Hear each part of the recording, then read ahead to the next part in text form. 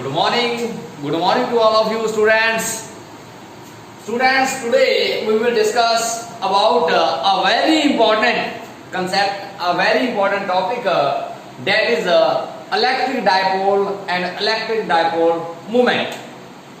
Now, what is electric dipole? देखो electric dipole की है ਇਹਦੇ ਨਾਮ ਤੋਂ ਹੀ ਸਾਨੂੰ ਕਲੀਅਰ ਹੈ ਇਲੈਕਟ੍ਰਿਕ ਦਾ ਮਤਲਬ ਚਾਰਜ इलैक्ट्रिक का मतलब चार्ज डायपोल का मतलब डाई मतलब दो ते पोल मतलब कह लो एंड्स को पोल कहते हैं तो चार्ज ये है कि फिर it is the system of two equal and opposite charges देखो टू पोल दो पोल कहते हैं इक्वल ते अपोजिट चार्जेस दे चार्ज क्यू है इक्वल है अपोजिट है माइनस ए प्लस है separated by some distance and this system is called electric dipole तो इलेक्ट्रिक डायपोल की होया देखो इलेक्ट्रिक मतलब चार्ज डाई मतलब दो पोल मतलब एंड्स ता दो इक्वल दे अपोजिट चार्ज के लिए इक्वल है पर अपोजिट है separated by some distance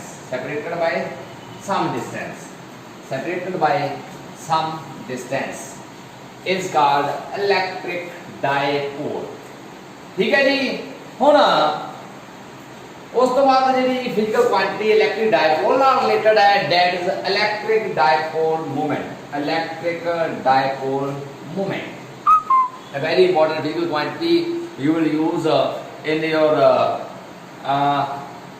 coming topics electric dipole moment की है इट इज द प्रोडक्ट है किसी भी एक चार्ज का मैग्नीट्यूड ले लो देखो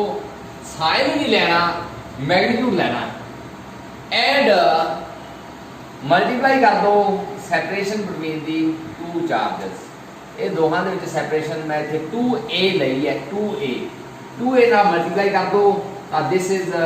dipole moment the product of magnitude of either charge किसी भी एक चार्ज का मैग्नीट्यूड लेके उदी गुणा करनी है किदे नाल सेपरेशन बिटवीन देम उना विच जेडी सेपरेशन है उस नाल ता it is the product magnitude of either charge and separation between the charges ताकि यह गुणा है किदी गुणा है चार्ज दे मैग्नीट्यूड दी अते चार्जेस विचाले जो सेपरेशन है उन्हां विच दी मल्टीप्लाई है जेड़ा प्रोडक्ट है that is the electric dipole moment unit की इलेक्ट्रिक डायपोल मोमेंट दा यूनिट हां जी यूनिट चार्ज का की होता है कूलम एक ही है सेपरेशन डिस्टेंस का क्या होता है मीटर ता coulomb metre is the unit of electric dipole moment question आया हुआ है भाई define the quantity having unit coulomb metre जहां which is the quantity objective आया पिछले साल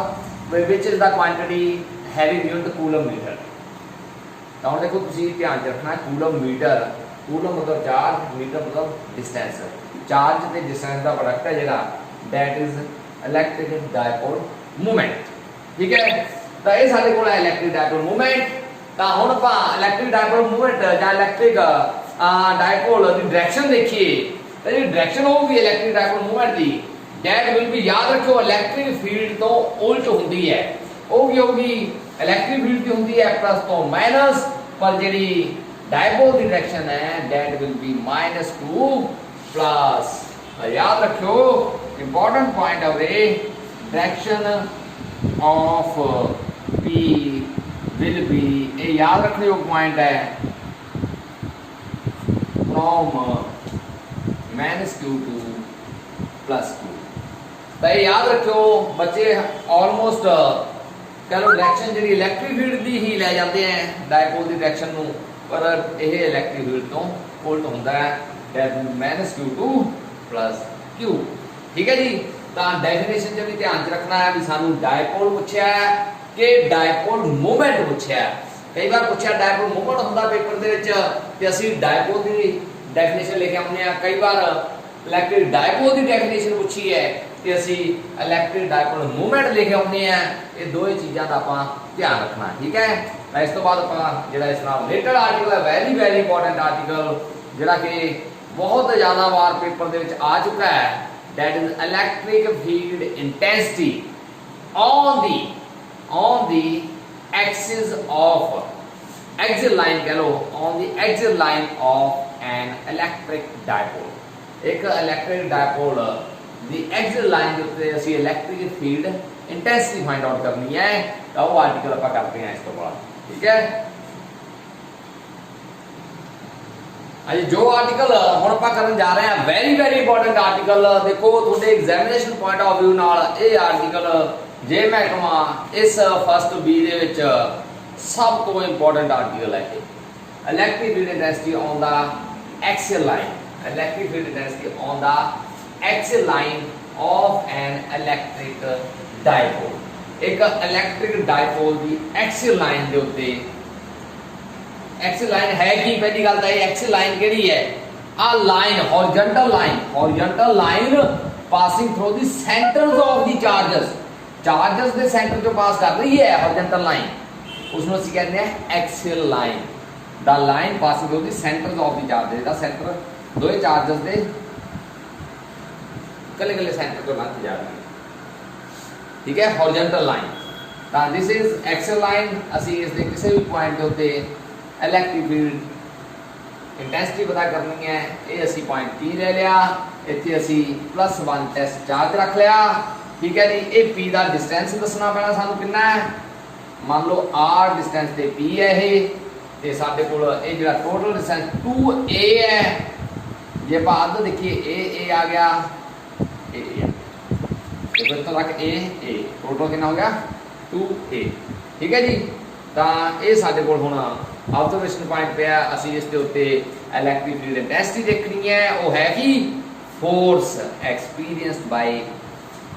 डिस्चार्ज। हुण ये चार्ज दा +1 है, ता करके इलैक्ट्रिक फील्ड देखो किसते फोर्स देख रहे हो, टेस्ट चार्ज किहड़ा +1, ता फिर की हो गया E बराबर F ही हो गया। तुसीं फोर्स ही देखनी है,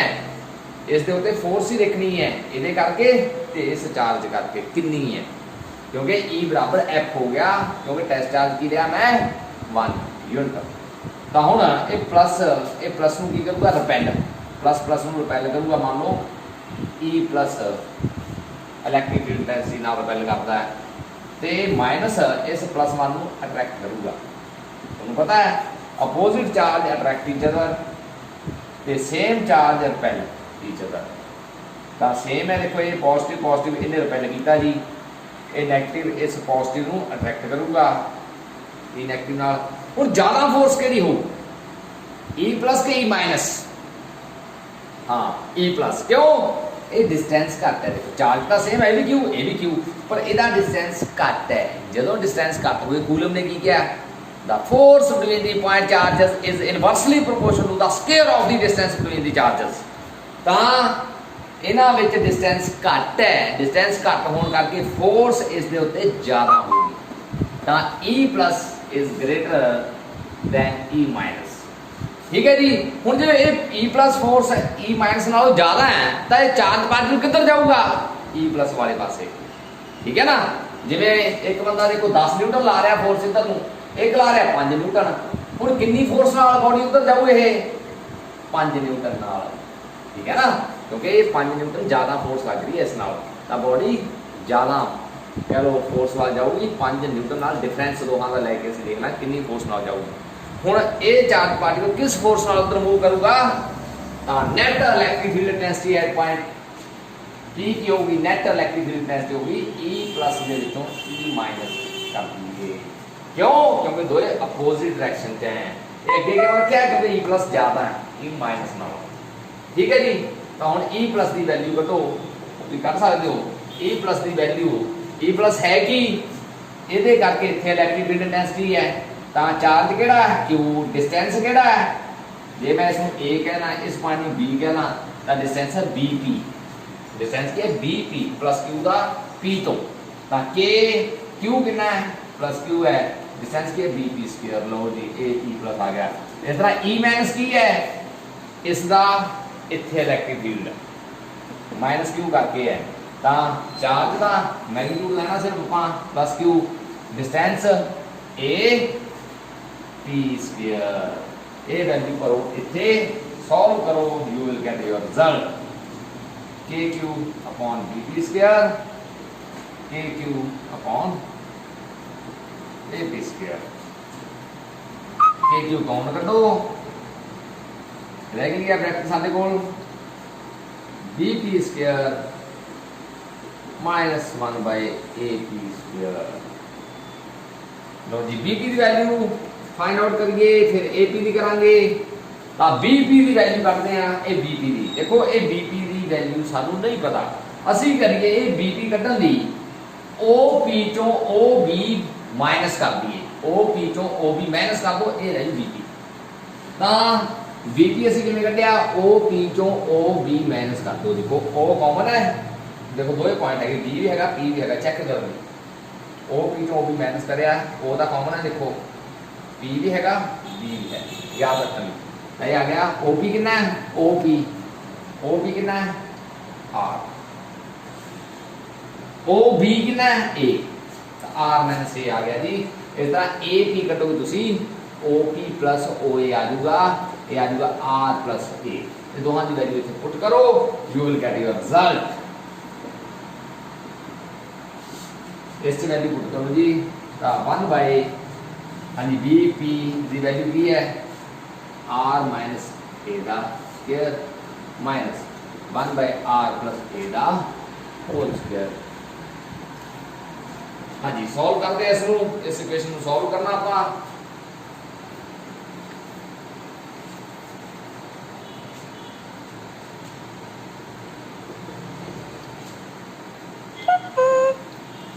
एलसीएम लिए r minus a r plus a दोनों का मल्टीप्लाई करांगे a minus b a plus b दा फार्मूला बन गया a square minus b square mean r square minus a square दा होल स्क्वायर भी गया अपने को होल स्क्वायर। तो जी क्रॉस मल्टीप्लाई इसमें इधर इसमें इस पासे करांगे अपन तो साडे को आ गया r plus a square minus इसनु इधर मल्टीप्लाई करांगे ऊपर आर माइनस ए स्क्वायर। लो जी फैक्ट सॉल्व करिए तो साथे को आ गया k q r square plus a square plus 2ar minus r square अब ब्रैकेट भी खोल दिए नाल ही minus a square plus 2ar bracket खोल के साडे को साइन चेंज होंगे जो माइनस है साइन चेंज कर देगा साडे ठीक है r square minus a square b square. हाँ जी जो आप ये ब्रैकेट ओपन की तो साडे कोल देखो r square minus a square minus cancel out 2ar plus 2ar that is 4ar 4ar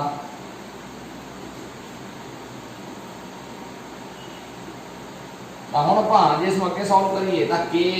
Q into 2a असं अलग कर लीए क्योंकि देखो एक हम याद रखने का तरीका दसदा जिथे भी आर्टिकल दे विच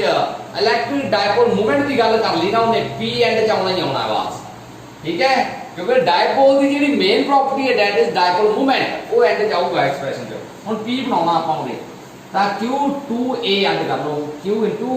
2a ऐड हो गया ये 4 नूं 2 इंटू 2 लिख के 2 ऐड कर लिया 2 रह गया एक आर रह गया तो साडे कोल जिहड़ा एक्सप्रेशन बन गया फाइनल एक्सप्रेशन ये आ गया ए Q into 2a की है P low ji this is the final expression for electric field intensity on axial line of an electric dipole 2 kpr upon r square minus a square the whole square ठीक है। इत्थे एक बहुत important case आता है that is short dipole बहुत important case है वो पर ध्यान रखना है शॉर्ट डायपोल किनू कहने हैं स्पेशल केस और शॉर्ट डायपोल ली आर स्क्वायर ग्रेटर देन होता है ए स्क्वायर दे मीनस ऑब्जर्वेशन पॉइंट थोड़ा बहुत दूर चला गया, पी तुसी बहुत दूर ले गए तो आर स्क्वायर ग्रेटर दैन हो गया ए स्क्वायर नालों, तो a square can be neglected, a square नूं भुल जाओ, ताकि है कि आर दी स्क्वायर ऊपर एक होर स्क्वायर है आर दी पावर 4 रह गया, तो साडे कोल आ गया जे हाँ जी आर दी पावर 4, इहदे नाल ये कट गया, तो 2kp आर दी क्यूब। लो जी इलेक्ट्रिक फील्ड इंटेंसिटी देखो इनवर्सली प्रोपोर्शनल टू आ गई आर दी क्यूब दे, जाके electric field due to point charge होता है आर दी स्क्वायर दे इनवर्सली, पर इथे electric field intensity due to dipole किदे इनवर्सली आ गई आर दी क्यूब दे, ये गल याद रखनी है। ठीक है, तो उम्मीद करता तुहानू ये क्लियर हो गया। इथे एक होर क्वेश्चन आ, ये कई बार 6 नंबर च भी आया, वो पूछता है भी जिहड़ी डायरेक्शन है वो नेट इलेक्ट्रिक फील्ड इंटेंसिटी दी ਉਹ ਇਸ ਦੇ ਪੈਰਲਲ ਹੋਊ ਡਾਇਪੋਲ ਦੇ ਕਿ ਆਪੋਜ਼ਿਟ ਹੋਊਗੀ। ਹੁਣ ਤੁਸੀਂ ਦੇਖ ਕੇ ਦੱਸੋ ਕੋਈ ਪੈਰਲਲ ਹੋਊ ਕਿ ਆਪੋਜ਼ਿਟ ਹੋਊ। ਡਾਇਪੋਲ ਦੀ ਡਾਇਰੈਕਸ਼ਨ ਕੀ ਹੈ ਤੁਹਾਨੂੰ ਪਹਿਲਾਂ ਦੱਸ ਚੁੱਕਿਆ ਮੈਂ, ਮਾਈਨਸ q ਤੋਂ plus q। Net electric field ਦੀ ਡਾਇਰੈਕਸ਼ਨ ਕੀ ਹੈ, ਨੈਟ ਇਹ ਜ਼ਿਆਦਾ ਸੀ, ਦੇਖੋ e ਪਲੱਸ e ਮਾਈਨਸ ਨਾਲੋਂ ਜ਼ਿਆਦਾ ਸੀ, ਤਾਂ ਨੈਟ ਕਿਸ ਪਾਸੇ ਹੈ e ਪਲੱਸ ਵਾਲੇ ਪਾਸੇ ਹੋਊਗਾ। ਤਾਂ ਸਾਡੇ ਕੋਲ ਡਾਇਰੈਕਸ਼ਨ ਦੇਖੋ p ਦੀ ਵੀ ਉਧਰ ਹੈ, नेट इलेक्ट्रिक फील्ड की उधर है, so both P and E are parallel, ये गल याद रखियो वेरी इंपॉर्टेंट। एक नंबर च नाल ही इस आर्टिकल दे क्वेश्चन को पुट करता है, CBSE बहुत बार पूछा हुआ आर्टिकल है भी give the direction of P and E, तो नोट कर लियो P is parallel to E, very important point to be noted. तो उम्मीद करता ये आर्टिकल तुम तैयार कर लोगे 5 नंबर च या 3 नंबर च लिख लो, तुम पेपर च मिलना ही मिलना है ये आर्टिकल, इतना इंपॉर्टेंट है। ठीक है, थैंक यू, थैंक्स लॉट।